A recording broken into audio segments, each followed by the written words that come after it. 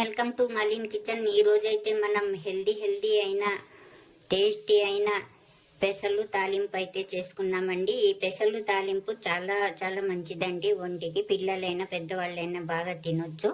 రోటీ చపాతీ పుల్కాలోకి బాగుంటుందండి. మీరు తప్పకుండా ట్రై చేయండి. ఈ రెసిపీ నచ్చితే లైక్ షేర్ కామెంట్ సబ్స్క్రైబ్ చేయండి. మర్చిపోకండి మీ ఫ్రెండ్స్కి షేర్ చేయండి. వీడియో చూడాలంటే నోటిఫికేషన్ ఆన్ చేసుకోండి. వీడియో అయితే పూర్తిగా చూడండి. వీడియోలో ఎలా ఉందో అలాగే చేయండి. అద్దరిపోతుందండి ఈ తాలింపు అయితే, పెసలు తాలింపు.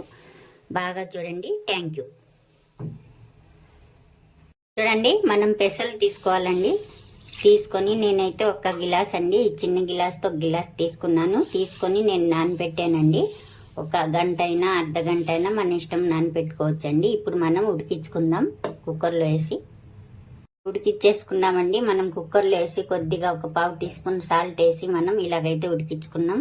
చూడండి, మనకు ఇలాగైతే అది మరీ మెత్తగా కాకూడదండి, బాగా పలుకులుగానే ఉండాలి ఇలాగా. ఇప్పుడు మనం ఏం చేయాలంటే వెలిగించుకొని మనం ప్యాన్ పెట్టుకోవాలండి. పెట్టుకున్న తర్వాత ఇందులో ఆయిల్ వేసుకోవాలి. ఒక 2 స్పూన్ల ఆయిల్ వేసుకోవాలి. నూనె ఎడెక్కిన తర్వాత మనమైతే పావు టీ స్పూన్ ఆవాలు వేసుకోవాలి. పావు టీ స్పూన్ జీలకర్ర వేసుకోవాలి. పావు టీ స్పూన్ మినప్పప్పు వేసుకోవాలి. పావు టీ స్పూన్ శనగపప్పు వేసుకోవాలి, పచ్చెనగపప్పు. అలాగే ఒక ఎండుమిర్చి వేసుకోవాలి. వేసుకొని కొద్దిగా వేగాక పోపు మనకు ఇప్పుడు ఇందులో అండి ఒక ఉల్లిపాయ అయితే నేను కట్ చేసుకున్నాను. ఈ ఉల్లిపాయ ముక్కల్ని మనం ఇందులోనే వేసుకోవాలి. అలాగే ఒక పచ్చిమిర్చి వేసుకోవాలండి, కారాన్ని పట్టేసుకోవాలి మనం.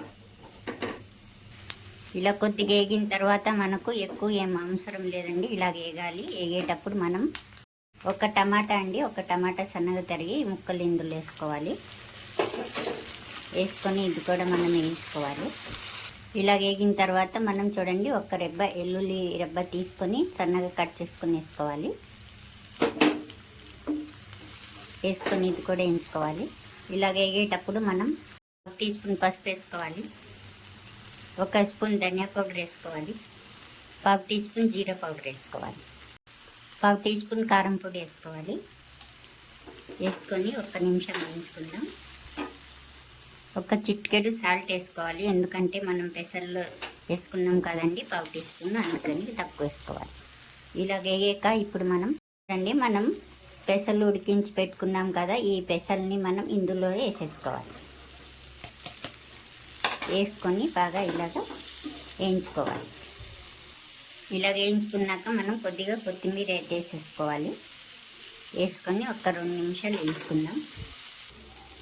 2 నిమిషాలు అయితే వేయించుకున్నామండి, బాగా వేగిపోయినాయండి. ఇప్పుడు మనం స్టవ్ అయితే ఆఫ్ చేసేసుకుందాం. ఆఫ్ చేసుకొని ఇంకా కొద్దిగా కొత్తిమీర వేసుకుందాం. అలాగే మనం ఉల్లికాడలు వేసుకోవాలి. మనం ఉంటే వేసుకోవచ్చు, లేకుంటే లేదండి. ఒక్కసారి ఇలా కలిపేసుకుందాం. అంతే అండి, ఎంతో హెల్దీ అయిన రెసిపీ అయితే రెడీ అయిపోయిందండి, పెసలు తాలింపు అయితే. ఈ రెసిపీ నచ్చితే లైక్ చేయండి.